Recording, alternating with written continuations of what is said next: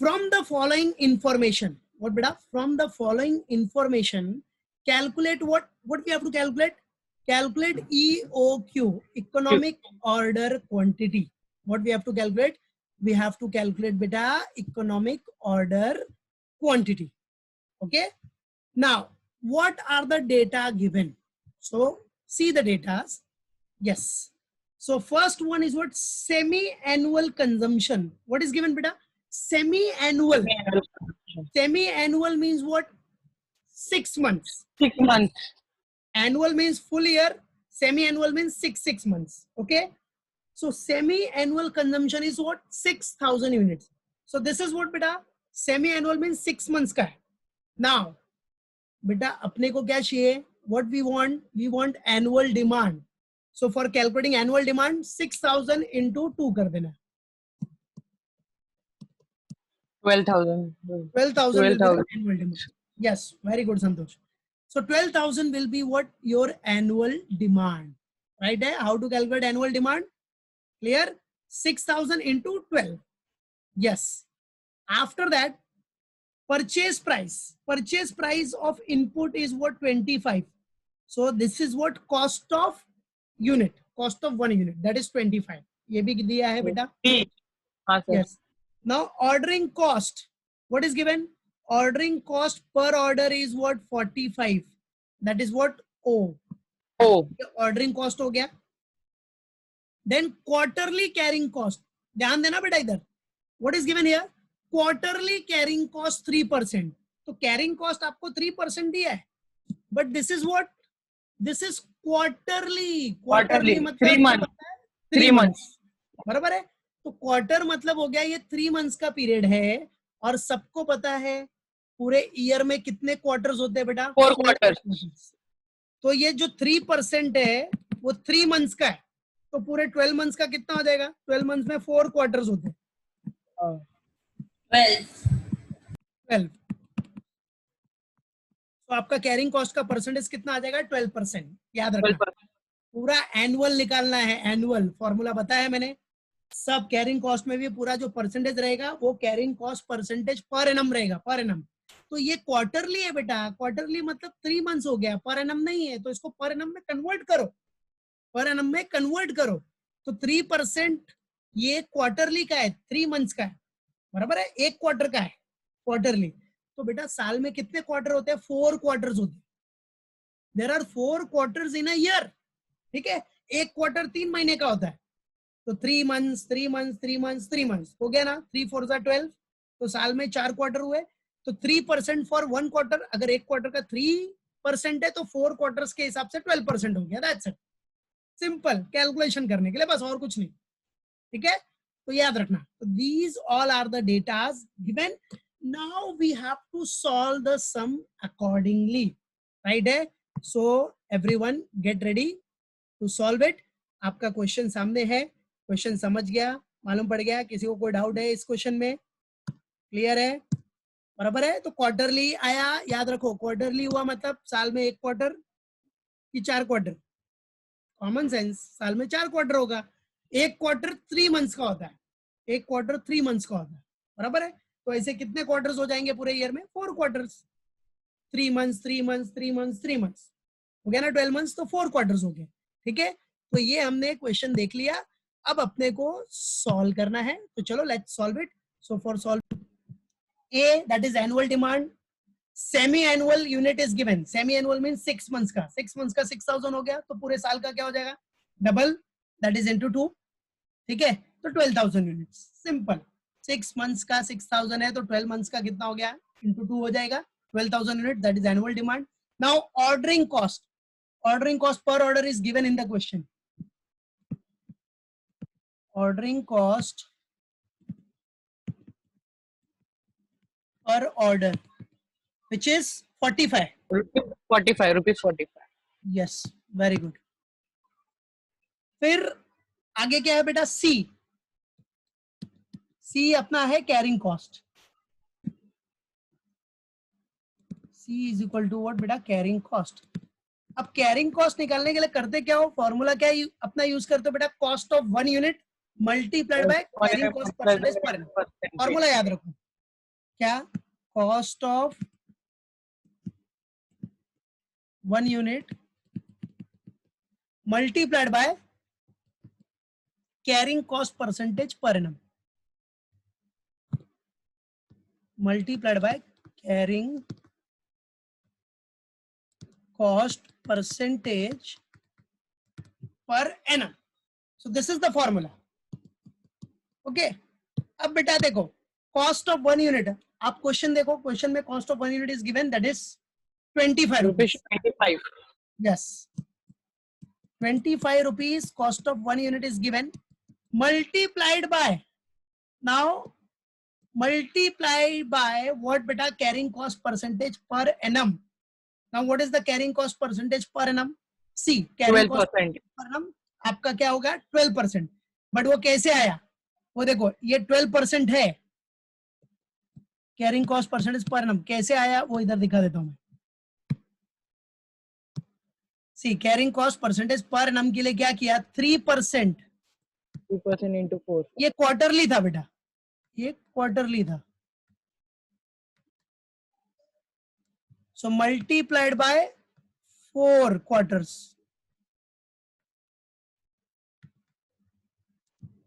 Multiplied by 4 quarters होते हैं आपके.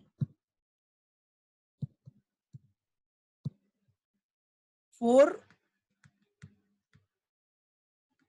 क्वार्टर्स. सो कितना हो गया? 12% फॉर 12%. Per annum.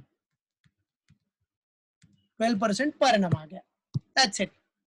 जो मैंने क्वेश्चन एक्सप्लेन करते टाइम पे बताया सेम वही है. That is why here I have written 12%. Okay, so याद रखो. अब आ जाओ, 12% हो गया बेटा आपका. तो 25 का 12% कितना हो रहा है? 25 3%, sir. 3 rupees. 3 3 rupees. Rupees. Okay, 3 rupees. शाबाश बेटा, 3 rupees. And this is what your C. देखो अब आपको ए भी आ गया आपका, O is also there and C is also there. ठीक है, बस हो गया, सब आपको मिल गया. ए ओ सी आपको मिल गया. अब अपना फॉर्मूला यूज करो ईओक्यू का. राइट है, यूज योर ईओक्यू फॉर्मूला और फाइंड आउट द आंसर. तो चलो अभी ईओक्यू का जो फॉर्मूला है अपना, use it and find out the answers. चलो अब तो कर सकते हो ना डायरेक्टली. 600 आ रहा है. 600 units, sir. Okay okay, very good. So इधर लिख देता हूं मैं. So EOQ, economic order quantity. EOQ that is what? Economic order quantity. Point मारना है तो बीच में मार सकते हो. Economic order quantity is equal to, या फुल फॉर्म लिखना है तो फुल फॉर्म लिखने देना. Economic order quantity first time full form रहना चाहिए. Economic order quantity is equal to 2AO upon C. चलो अभी यूज करो formula. So 2 multiplied by A is what? 12,000 multiplied by C is what? 45. C अपने को 45 है,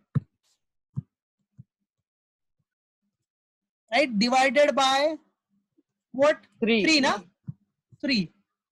बस अब डायरेक्ट आंसर वो सब कैलकुलेट मालूम पड़ गया ना अभी कैसे कैलकुलेट करने का. बस कितना आ रहा है आंसर बताओ फाइनली? 600 units. Okay, Units.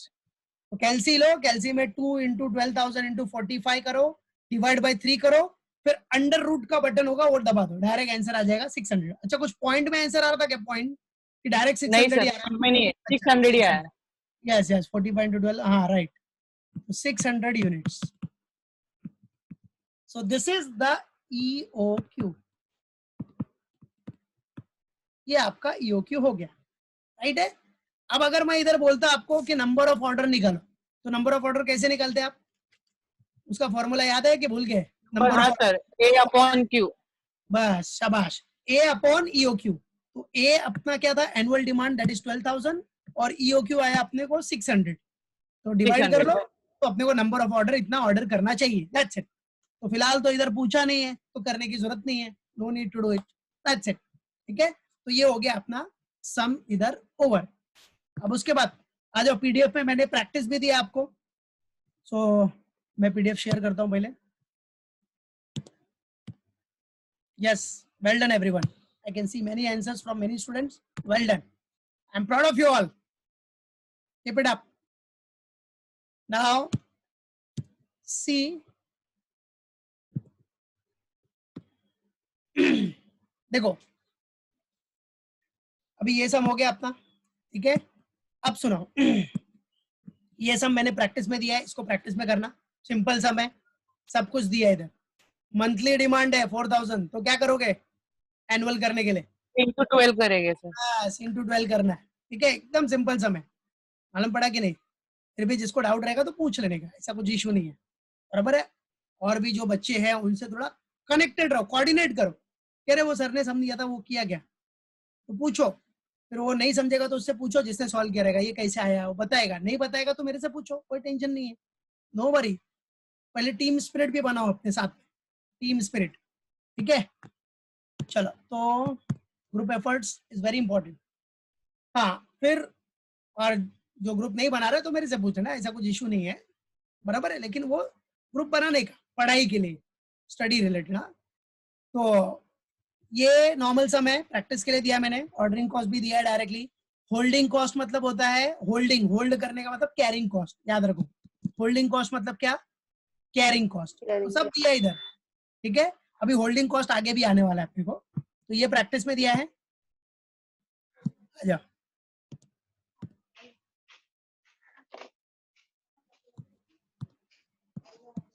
आ जाओ। अब ये थोड़ा बड़ा सम है, समटाइम्स 20 मार्क्स में भी आ सकता है, 15 में भी आ सकता है, 10 में भी आ सकता है, डिपेंड्स, ठीक है। तो आ जाओ, अब ये सम पे ध्यान दो। और इसी सम से रिलेटेड एक और प्रैक्टिस दिया, देखो नीचे देखो, ये सम देखो सेम टाइप का सम है, सिर्फ अमाउंट चेंज है, यूनिट चेंज है। देखो ये सम अभी अपने को करना है, उससे रिलेटेड दिख रहा है नीचे, देखो ये देखो एकदम डिट्टो वैसा ही है, सब वही दिया। Interest locked up in capital, order, processing cost, inspection cost, pilferage, वैसा ही है। तो इससे रिलेटेड प्रैक्टिस में दिया उसको, तो ये सम कर लिया तो ये सम इजीली कर लेगा, बराबर। चलो तो अपने को करना ही ये सम जिसमें ईओक्यू बोला है, और इधर जो दिया है उसमें नंबर ऑफ ऑर्डर भी बोला है, नंबर ऑफ ऑर्डर, और टोटल कॉस्ट मतलब सबका टोटल मार देने का, दैट्स इट। तो देखो इधर क्या दिया बेटा इसमें, तो करना आप जो भी प्रैक्टिस करो उसमें कुछ डाउट रहेगा तो पूछ लेने का, शर्माने का नहीं, बराबर है, पूछने का। आपस में भी ग्रुप एफर्ट बनाओ, ठीक है। चलो अभी देखो क्या दिया बेटा, see the purchase manager of an organisation, important sum है, याद रखना, दिस इज इंपॉर्टेंट सम।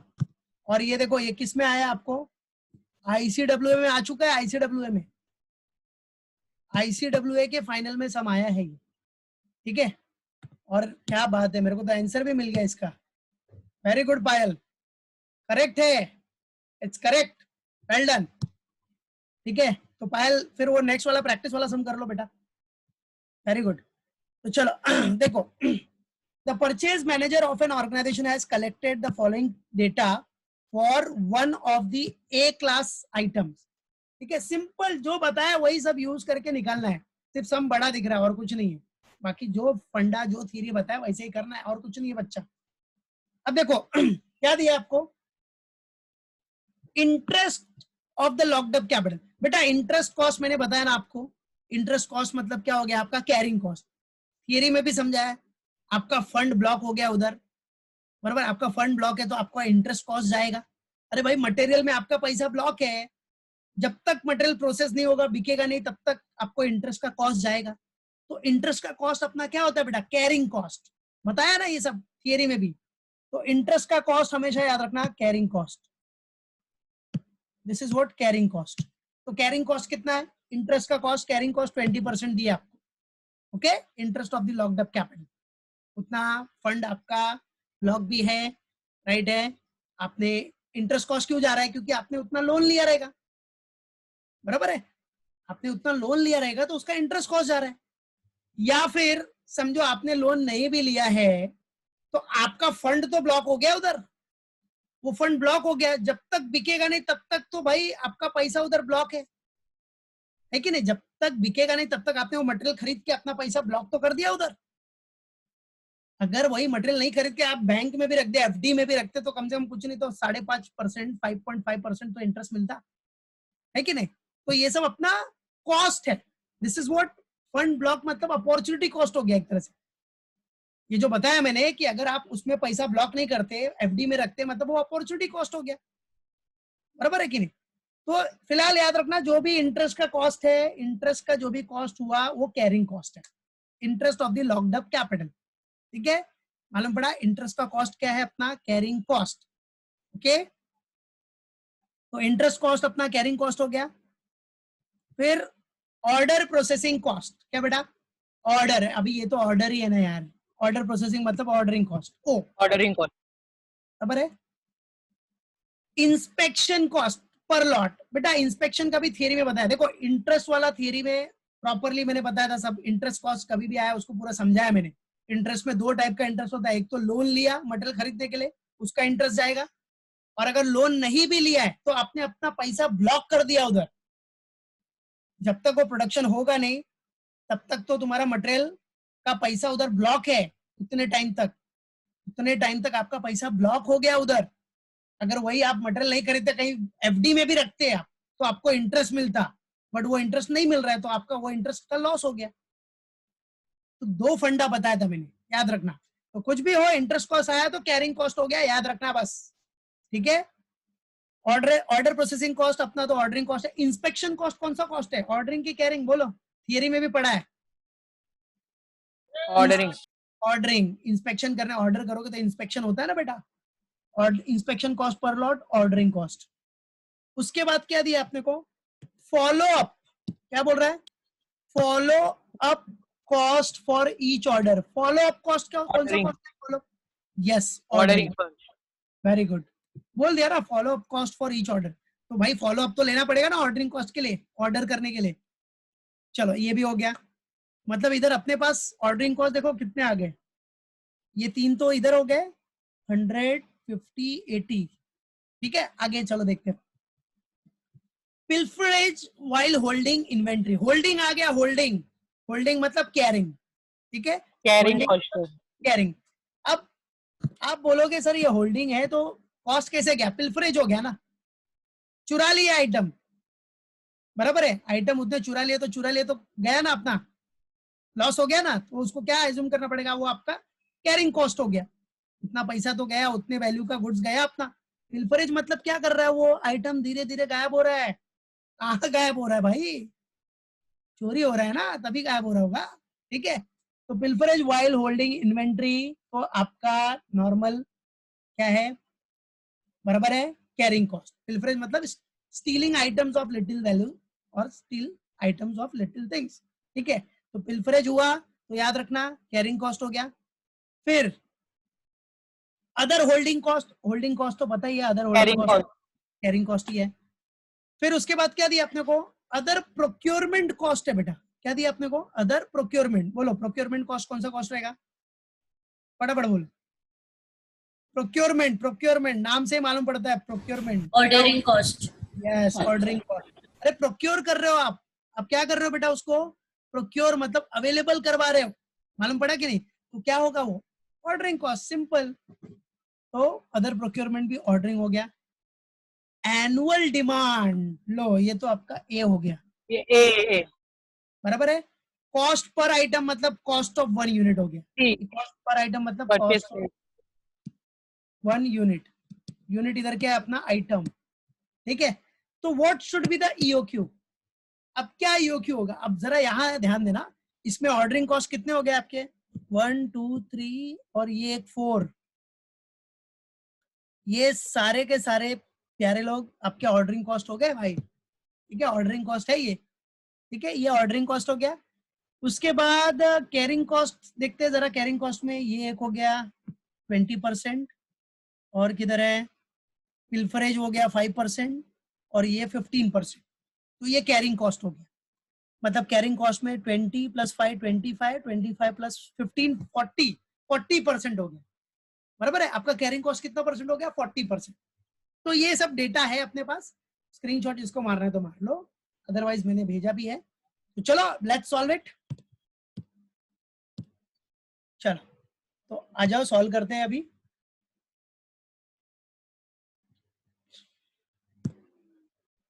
अब इसको सॉल्व करने के लिए चलो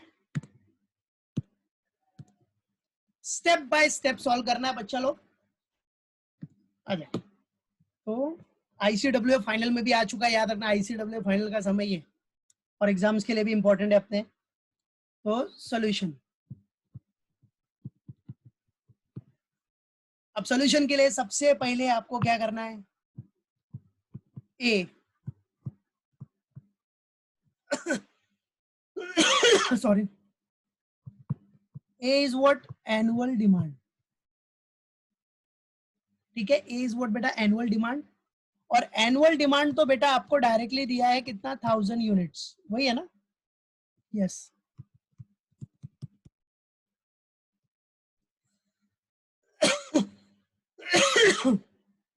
annual demand is given that is 1000 units. Okay क्या बात है, वेरी गुड संतोष। एनुअल डिमांड हो गया। अभी एनुअल डिमांड के बाद आपका क्या आ जाएगा, O ordering cost, ordering cost per order, ordering cost per order. चलो बेटा अभी ऑर्डरिंग कॉस्ट पर ऑर्डर में ऑर्डरिंग कॉस्ट कितने अपने पास, 100 प्लस 50 प्लस 80 प्लस 170, ठीक है, तो सबका दिखा देना। तो ऑर्डर प्रोसेसिंग ऑर्डर कॉस्ट, देखो ऑर्डरिंग कॉस्ट पर ऑर्डर में कौन कौन सा अपना, पहला तो प्रोसेसिंग कॉस्ट है, मैं इधर लिख देता हूँ order processing cost is equal to ये अपना ऑर्डर प्रोसेसिंग कॉस्ट है प्लस फिर क्या अपना इंस्पेक्शन कॉस्ट, ऐसा शो करोगे तो that will be the better presentation. Inspection cost है बेटा पर लॉट, फिर आपका क्या है फॉलो अप कॉस्ट है, follow up cost and finally other procurement cost. Procurement मतलब अवेलेबल करवाना, तो अवेलेबल करवाओगे कभी ऑर्डर दोगे तभी अवेलेबल होगा ना वो, अदर प्रोक्योरमेंट।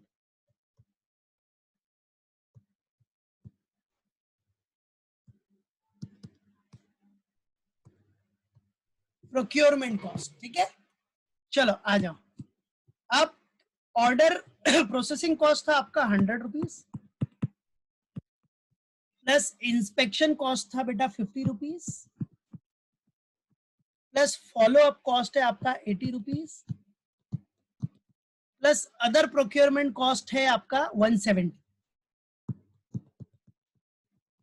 तो फाइनली आपको ऑर्डरिंग कॉस्ट कितना मिल रहा है बेटा बताओ जरा, तो ओ 100 प्लस 50 प्लस 80 प्लस ये 400, ओके ऑर्डरिंग कॉस्ट आ गया 400 पर ऑर्डर, आ गया, ओ भी आ गया, ठीक है। नाउ आफ्टर ओ आपका क्या आएगा, C, C that is carrying cost,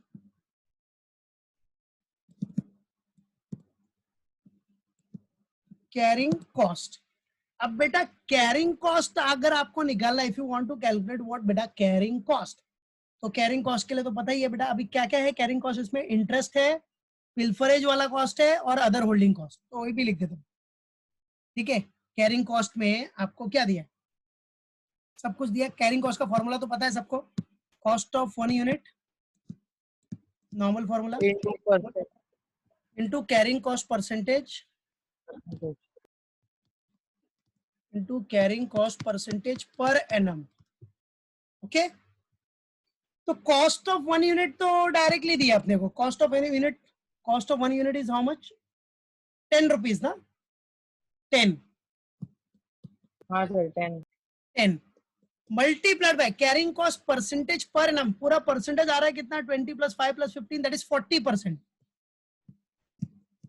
अब ये 40% आया कैसे, तो सिंपल सा फंडा है, इंटरेस्ट वाला कॉस्ट गया 20% प्लस, बराबर है, ये दिखा दिया मैंने इधर, इंटरेस्ट 20% इंटरेस्ट का कॉस्ट है प्लस और क्या था 5% पिल्फरेज,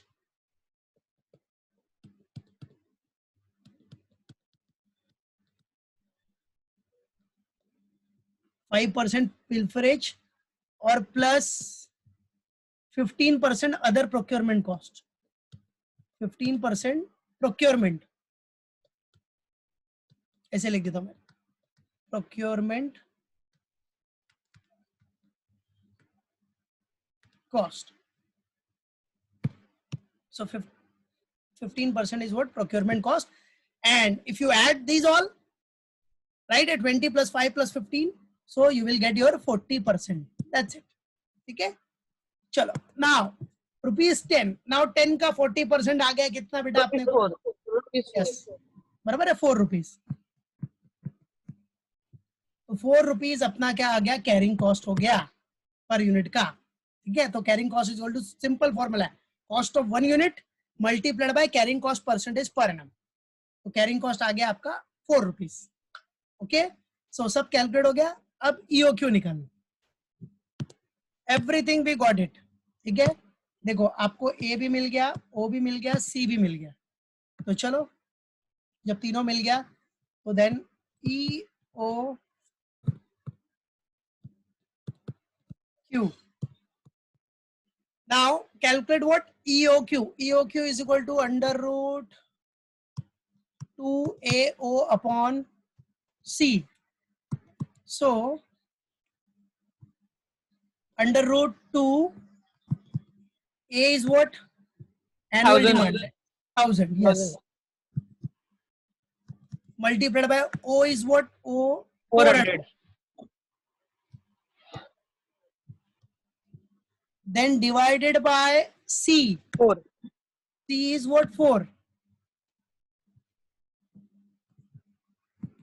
अब जरा कैलकुलेट करके बताओ एग्जैक्ट आंसर क्या आ रहा था? 2 into 440 कितना आ रहा है? 447.21 यूनिट्स. 447.21 ऐसा आ रहा है? हाँ सर, यूनिट्स 447.21. ओके, तो अब इसको राउंड ऑफ करोगे तो क्या हो जाएगा? 447. ठीक है, अगर आप इसको राउंड ऑफ करोगे तो मतलब क्या हो गया आपका? 447. That's it. 447 यूनिट्स. ठीक है, सो सिंपल सा फंडा है. आपको कितना आ रहा है ईओक्यू? पहले जो मेन आया वो दिखा देना. EOQ that is 447.21. That is rounded off. अगर राउंडेड ऑफ करेगा तो क्या हो जाएगा? 447 यूनिट्स. राइट है, ये क्या है? Rounded off.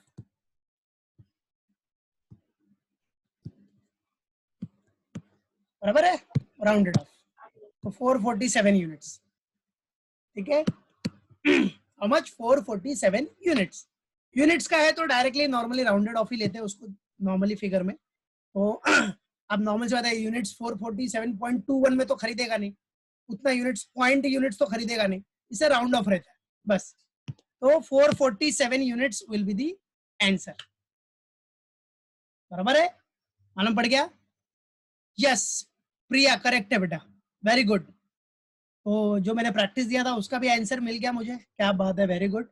12th वाले का आंसर, I12 वाले का आंसर सही निकाला है. दैट इज 2400 यूनिट्स है. करेक्ट, वेरी नाइस, शाबाश सानिया.